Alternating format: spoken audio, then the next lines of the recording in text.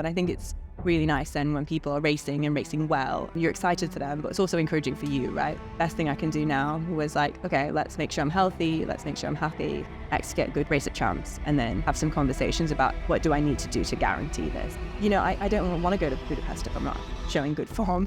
But at the end of the day, like I want to go and I want to be successful and I want to make the final. I really like that shoe since it's kicked. Since I've got the samples of it, it's the one that I've been wearing the most. Athletes aren't stupid, you know exactly what each session means. If you can't hit a split, you kind of know what it means, don't you? You ever stamp his foot down? You can get more fired up than you think you can, actually. Hello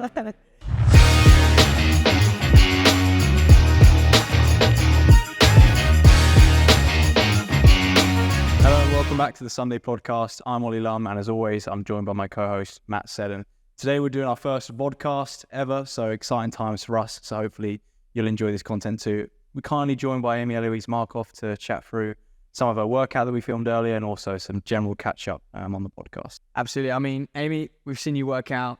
I've just got to ask you, you were 10 days out from probably the biggest race of your season, British Champs. I spoke to Rob how he's feeling, but I want to know kind of how you're feeling. Yeah, I think we're just trying to build confidence at the moment. I've kind of had a bit of a rocky year so far, but I know the fitness is there. So it's more of just translating that into good racing, just really building confidence over the next kind of 10 days or so. I'm feeling pretty good about it.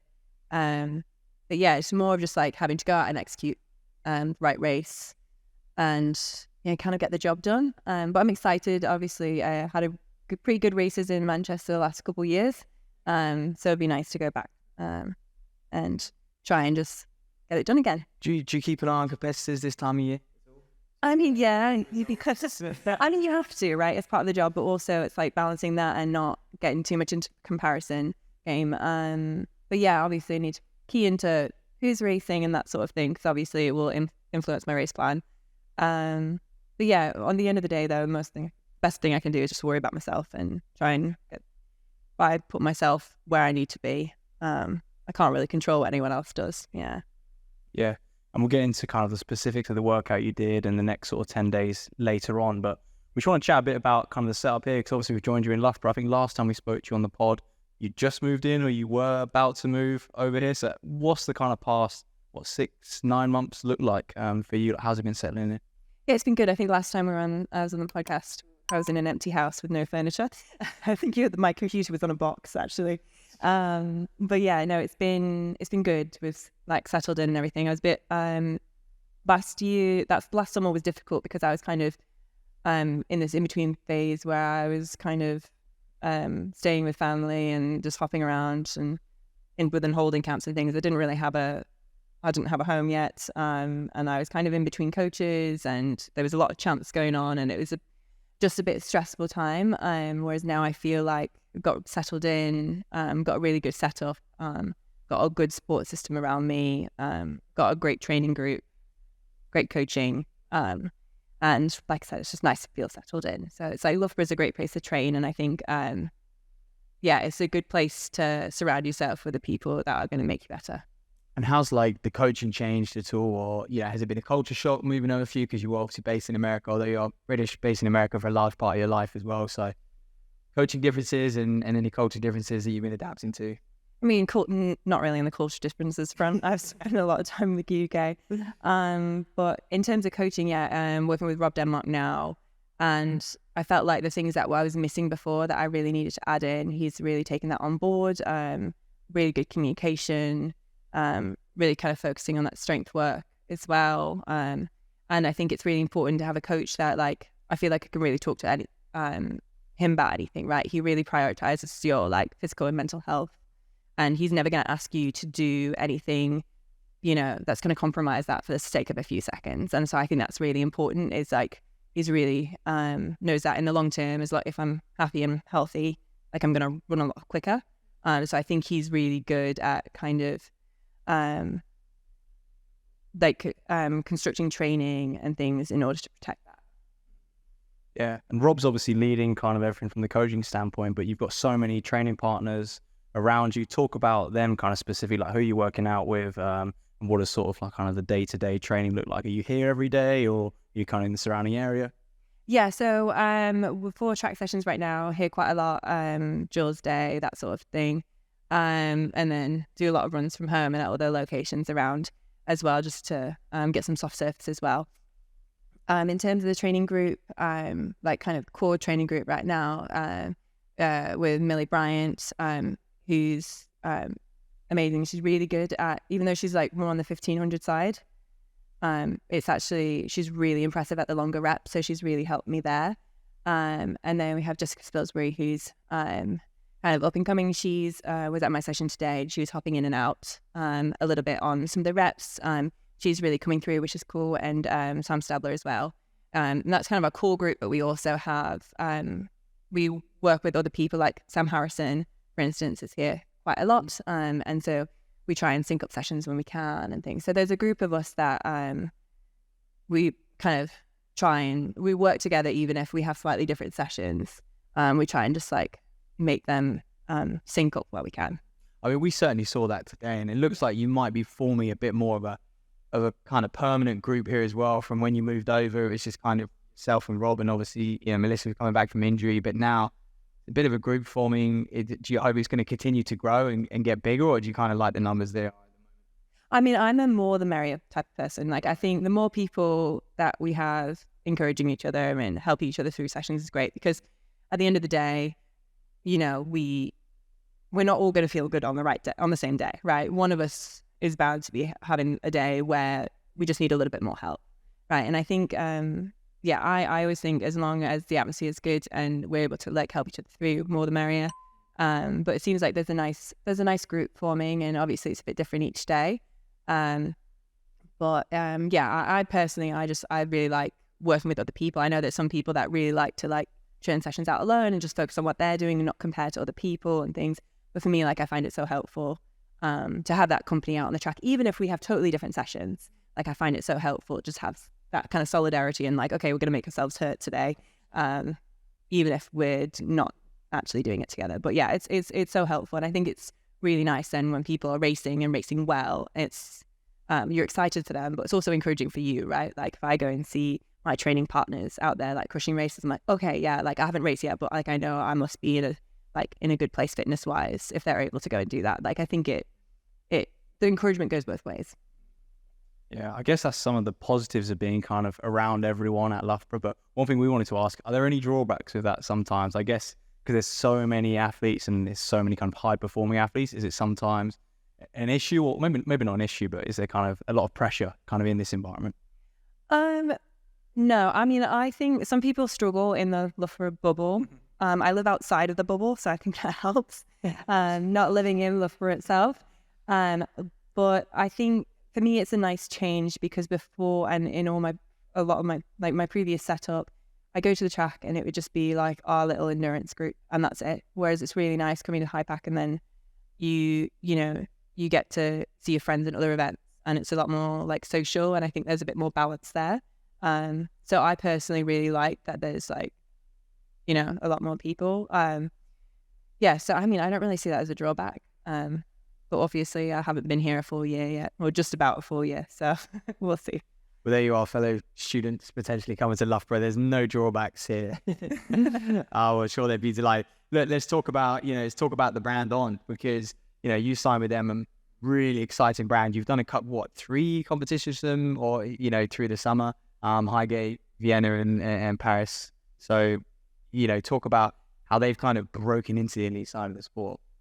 Yeah, it's really cool. I think I am very fortunate in terms of when I signed with them. I think a really the amount of progress that they've made in terms of the shoe technology, but also in terms of how like it's gained traction. It's been a really cool time to work with the brand. Like I said, the footwear has it's gotten so good so quickly. And I think it surprised a lot of people, and that's really cool to be a part of. Because it's really nice to have, like a flat that you love and you don't have to think about, and you're like, this is like, I love training the shoe, and I train it every day if I could. So that's really cool, but it's also cool to see the engagement that they have, and I think that's something that I haven't had previously. I feel like like athlete sponsorship connections a bit. Like it's definitely closer. They're way more engaged, and I think they're more engaged with the sport than a lot of brands as well. Like they're really focused on not just drawing interest to the brand, but they're also drawing interest back into like track events with all of these track nights that they're having. So I think they've done a really good job, and I think it's cool to be a part of. And you know, I think it was just amazing going, like being able to go to Highgate and race for On. I think just made it more exciting. 100%. I mean, was it a risk at the start? Were you kind of like, oh, do I want to commit to a brand? I don't know what their shoe technology is like. And I guess it's a shoe that 5 years ago you'd never really worn. Other brands out there, you may have worn them in the past. So bit of a risk there, or kind of. No, because I think for me it was more of like I'd seen what they'd done with the OAC group and how well they were running, but I also saw how they prioritize the athletes' performances, right?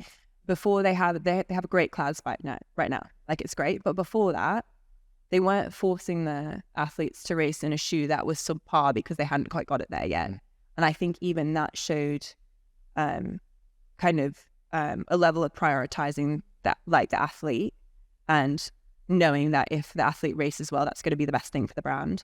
And so for me, I felt like there wasn't a risk there, because I felt like they would, if there was an issue, they're going to look after me. Like for instance, like I struggled with a bit of a heel issue coming off of Highgate, and so I was really struggling. Like I couldn't put on flats or spikes or anything because of my heel issue for a while. I was like really stressed about racing for when I was racing in Paris. But they basically like sewed in a bunch of padding on the back of the spike so I could race in spikes, right? And the turnaround was quite quick. Like there's not a lot of brands that would do that in that turnaround for an athlete of my caliber. Like it's one thing if you are an Olympic medalist, right? Then a lot of brands will bend over backwards for you. But for like, I'm just impressed with the amount of support that there's been when there has been an issue like that, or just a level of engagement's been really positive. Yeah, and now what we have kind of with those shoes is some of the most kind of talked about shoes on the market at the moment. Obviously, we've got the Cloudboom Echo 3s in front of us. You mentioned the spikes. What is kind of your shoe rotation? I know we saw you kind of in some of the different shoes in your workout earlier, but what are you using kind of throughout the week? Right, so right now we are putting on spikes a bit more again because I can wear them again. Now I have my padded spikes. And we're just getting a bit more turnover, so we're doing a bit more fast work through kind of throughout the winter when a lot more trainers and that sort of thing. But I'll start putting on my flats for track sessions, especially like earlier in the year. In terms of training shoes, I wear the Cloud Surfer a lot. I really like that shoe since I like got the samples of it. Like it's the one that I've been wearing the most. But I also rotate through the Cloud Monster as well. I think it's nice to be in a different shoe on different days. I think it's good for your feet. And both of those are like, they're quite responsive, but the Cloud Surfer is a bit more cushiony. But like in terms of the actual like feel, and it has a slightly lower stack. So kind of going between those two for depending on what I need on a certain day. And then the Echoes for faster track work, and then even faster track work in spikes. What is it about this shoe that you kind of get on with? We spoke a little bit off air. It's the first one you've actually kind of not had, injury problems from as well. So what do you think it is about this shoe which just is working for you? Yeah, I mean, I wouldn't say I've had injury problems with the shoes. I just really didn't get on with them. Some of the other, like when I was with On, I was trying some other carbon shoes, and I found that they kind of loaded up my quads too much almost. Or like they made the bottom of my feet really hot somehow. Like there was just like somehow, I don't know if there's too much friction in the shoe or that sort of thing. So I just wasn't getting on with them, and they just didn't feel quite right. And then basically I got these, and I was like, oh, I really hope that they like suit me because I've struggled with these other shoes. And fortunately, they're actually that I feel like they're perfect for me, which I don't know either. I mean, they're a fantastic shoe, but it's also very fortunate, right? And because I wasn't able to try them before, they hadn't come out when I signed. You're right, yeah. Yeah. it's interesting because I think they do a lot of testing with, and obviously that group in America played a large part in, I guess, the development of this shoe. And, you know, I know other brands obviously work with athletes, but I'm not sure they work with ones who are so high up in the sport and very elite. They just get sent prototypes and get feedback, whereas I think it was designed for runners. So that might be why. Yeah, well, they're fantastic shoe, and I know I'm paid to say that, but I'm like genuinely like they are. Like I love them. I really love them. I love them for, you know, I like doing faster track work in them, but I have also, you know, I've raced a half marathon in them, and they're great. So, yeah, they have a lot of range. I can back that up. Yeah, and I think for anyone who has been lucky enough to kind of get their feet in them or hold them, they do almost feel like somewhat kind of similar to a traditional flat in a way.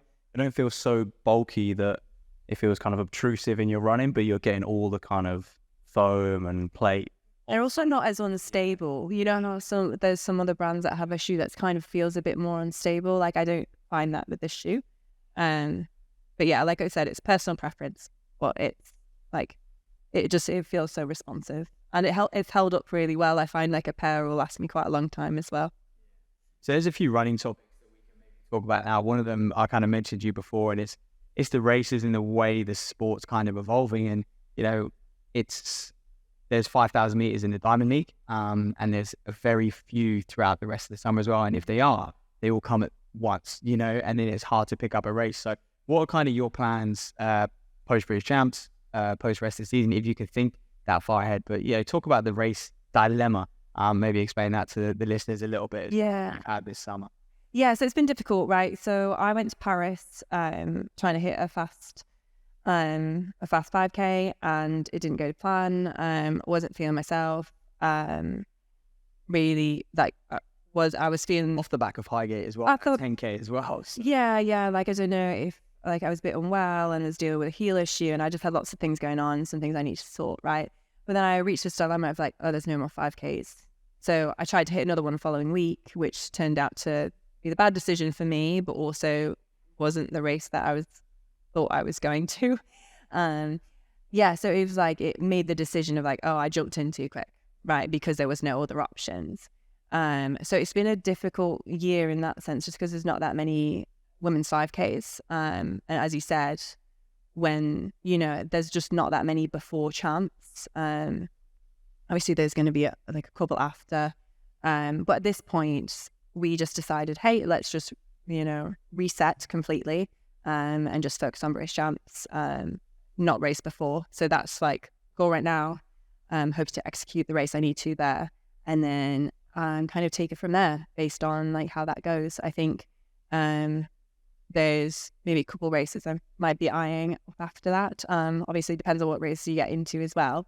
But really the focus was like, okay, let's go to British Champs, have a good race, and then put myself in the best position possible to be selected for Budapest. And if we need to go in show form and things after that to secure that selection, then we'll figure out how to do that. But it's been very difficult this year in terms of getting into races as well. Like I've heard a lot of people across other events really struggling to get into races. And I don't know why that is. It's a bit different schedule wise. Maybe there's less on the. I think a lot of people like the Diamond Leagues. It's like the same people racing every week that have gone into 1,500. You'll see. Club. Right, exactly. And so it's been a bit difficult, I think, for a lot of people to get into races, which is then difficult because if you don't have the opportunity to get into the race, then you don't have the opportunity to run faster, which will help you get into more races. So yeah, it's been a tricky season, and I'm sure there's other people that know a lot more about it than me, but I know it's been a bit difficult. And to get qualified for the World Championships, in theory, you just have to come first or second at the trials. So yeah, so I had the standard, and so get top 2 at the trials. But this year they've added a clause to the policy where you have to show form after May 1st. What does that mean? Joseph 31:17. 10K show form, right? But then obviously like had a bad couple of weeks after that. So it's a really like, yeah, it's a bit tricky. But the best thing I can do now was like, okay, let's make sure I'm healthy. Let's make sure I'm happy. Let's make sure I've got some confidence getting good sessions in, get good race at champs, and then have some conversations about, hey, what is it? What do I need to do to guarantee this? But I mean, I'm putting myself in a good position, at least at the end of last year. Like, I did secure the standard, so at least I've got that kind of box ticked. I just have to, I just need to make sure that I'm really executing the races the way that I need to over the next month. Thing is, like, does that clause, they put in that clause, has to show, current form of fitness. Does that add more pressure now every race you go to? Even though you came in to see, you've got the time, every race you do, you're kind of like, oh, I can't have too much of a bad one because I have to show form. I think it did in a way, like, if obviously, like, my race at Paris went haywire for a lot of different reasons. Wasn't feeling well, stepped off the track, made the right decision because I thought, I've got to go again. I've got to show form at a different race. But it did add the pressure of saying, hey, we kind of almost rushed into that next race thinking we've got to do it. Like, we don't have a choice. Let's just go. And then that was a mistake, right? Because I think it would have served me better to take more recovery and just get myself right and be able to hop back into training at full form a bit sooner. So yeah, I think it did lead to a bit of counterproductive decision making. But obviously at the end of the day, you can't worry about it. I think, I don't want to go to Budapest if I'm not showing good form. But at the end of the day, like, I want to go and I want to be successful and I want to make the final. And I believe that can happen. But I just want to, I just need to make sure I'm putting myself in a position where selectors are also seeing that. Yeah, and obviously the British Champs, great place to do that, to both show form and kind of get that kind of top 2 spot. We've seen the hard work out, and obviously for people listening or watching, make sure you kind of check that or keep your eyes peeled for that if it's not quite released yet. But for you now, 10 days out, you kind of done, I guess, one of your last hardest sessions. Maybe you might do one more, but what does that process sort of look like? Is it so much about the training or is it about mentally preparing? A bit of both. Like, I think the last couple of sessions have showed me fitness is there. But I had a really good session on Saturday. This Tuesday session went well. We're going to hit another very hard session on Saturday, and then kind of just baby session before champs, just as we get recovered for the week. So I know the fitness is there. It is just being able to translate that fitness into racing. So the sessions that we're doing are aimed to help me, kind of go through the paces, be ready for the change of pace, get a bit more turnover, help me feel smooth, but also, like, on the mental side of things, the confidence-wise, we've structured the sessions. I've talked extensively with Rob about it, about like, okay, what is going to help me have the best session possible today in terms of a mental approach, and I think what's going to reduce any anxiety around having to execute good sessions. And like, it's a high pressure time of year. So if you notice today, I finished a rep and I said, hey, okay, Rob, like, I knew the session, like the overall session, but I didn't pay attention to the rest, and he didn't give me paces. He gave me a rough idea of like, okay, 3K effort or that sort of thing, but it didn't have any specifics because I didn't want to get tangled up in that. So what he did was I did the mile, and I said, okay, how much rest do I have? How fast do you want this 1200? And he tell me, and then I do that and execute that. And then I say, okay, what do you want this 1K to be in? And so just focusing on more like one rep at a time. So it's really about like structuring sessions to be able to set myself up for success. And Rob's been really amazing at working with me to make sure that I can do that. I think a lot of people can relate to that because it's only natural to have anxiety going into sessions when you're around the corner from a big race and like, athletes aren't stupid, exactly what each session means. If you can't hit a split, you kind of know what it means, don't you? Yeah, I think it's just about, like, obviously you don't want to read too much into anything because sometimes one rep or one bad day or whatever it is, it's just that. But I think at this kind of crucial time of year, it's just really good to, if you know something works for you, let's do that. So Rob will say, okay, this is what I want to achieve. This is the adaptation we want and what we want to get out of the session. But there's several routes that we could take to achieve that, kind of A, B, or C. What do you feel like is going to be best for your brain? and then we can talk about it. And, and I think that's been really helpful for me. Just in terms of being like, okay, I really want to make sure I'm gaining momentum, gaining confidence, so I can step on the line at British Champs and go, okay, everything's there. I just have to execute. Well, this is the side of coach is massively underrated. Like, we talk about programs, we talk about double threshold and lactic training, and that's all the rage at the moment, set session. But this side of coaching, really, really undervalued in getting the best out of an athlete in these high pressure environments. Yeah, I think that's the great thing about working with Rob, though, and not why it was a good fit and why I chose to work with him, is because I felt like I could talk to him kind of about anything, have an open conversation. Like, communication was always easy. And I think that's crucial because, like I was saying before, like, Rob will never ask us to do something that would compromise your health, your happiness, right? So if it's whatever I need to talk to him about, if like something on the mental side of things, or if it's something to do with my menstrual health or whatever it is, like, I can talk to Rob and then he'll say, okay, like, we need to adjust this, or like, let's keep an eye on that, or, whatever it is. I think it's really good having a coach who you can talk to anything about, and he's because he knows that all the stresses, accumulate, right?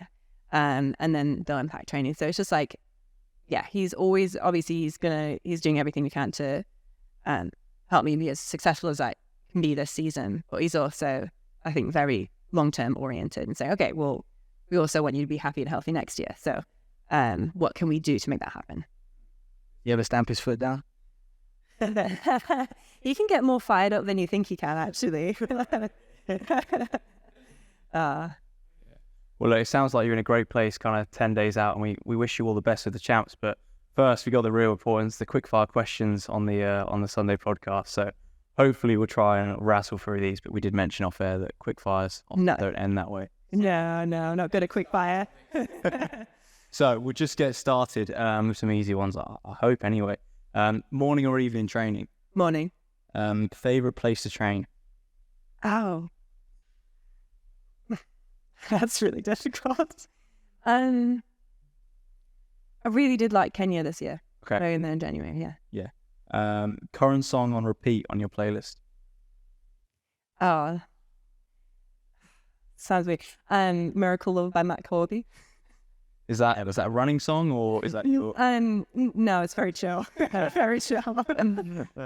Summer or winter training? Spring. Diplomatic answer. Beach holiday or city break? Definitely beach. Favorite post-race meal? Don't know. I usually finish usually like 10 p.m. and nothing's open. Probably like pizza. Okay. Most memorable race? Commonwealth. Cats or dogs? Cats. If you could only race one distance for the rest of your life, which would it be? Oh dear. Probably 3K. Sweet or salty popcorn? Salty. Easy runs or threshold sessions? Thresholds. Favorite snack? No, all of the snacks. Oh, I have no idea. Are they better in the UK or the US? Yeah. Yeah. Tea or coffee? Coffee. If you couldn't be a runner, which other sport would you try? Probably like downhill skiing or something. Spell athletics backwards. Just so hard. SCIT. So we're not going to judge you. Get nervous now. UHT. Oh no, LHT. Yeah, that is a lot. Did I mean that? No, you got it right at the end because you realise yourself. Yeah. If you could have any superpower, what would it be? Teleporting. Okay. And then we'll end with this one. Best piece of running advice you've ever received?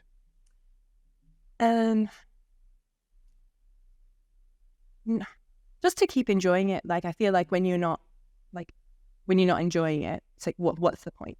Mm-hmm. And I think I've gone through different phases of my career where maybe I haven't enjoyed it so much. But at the end of the day, it's like, why am I doing this? I do this because I love to do it. And I think finding the joy in that and being able to carry that into every day, that's like the best advice. When you've been in those periods where you perhaps don't enjoy it too much, how do you get out of it? How do you kind of flip that around? I think, it's difficult. I think part of me, is being engaged with people, surrounding yourself with people, like both like on the run and outside of that to take your mind off of it. But I think for me, it's just about surrounding yourself with people who kind of lift you up a bit. Does enjoyment directly correlate to performance? Yeah. I think, in my experience, I think 5K is an event where you're redlining for a long period of time, and I think if you're not going into that with kind of that mindset of like, I really love to do this, and I really love this, and I'm really going to hurt myself today, and that's okay, and like that's part of it. I think it's really difficult to have a good day. Like you can't stand on a start line dreading a 5K. Like it's not going to go well. So I think in my experience, when I'm bringing joy into my races and I can stand on the start line and smile and feel like relaxed and happy, those are my best days. Well, and that's great advice to end on. And I guess anyone listening, whether you're doing parkrun or kind of chasing world and Olympic standards, I think it helps everyone, doesn't it? Yeah. Just love it, and then you'll run faster. Right, Amy, it's been great to chat to you, and thanks for letting us kind of record this podcast, but also to watch you work out earlier as well. Yeah, thanks for having me.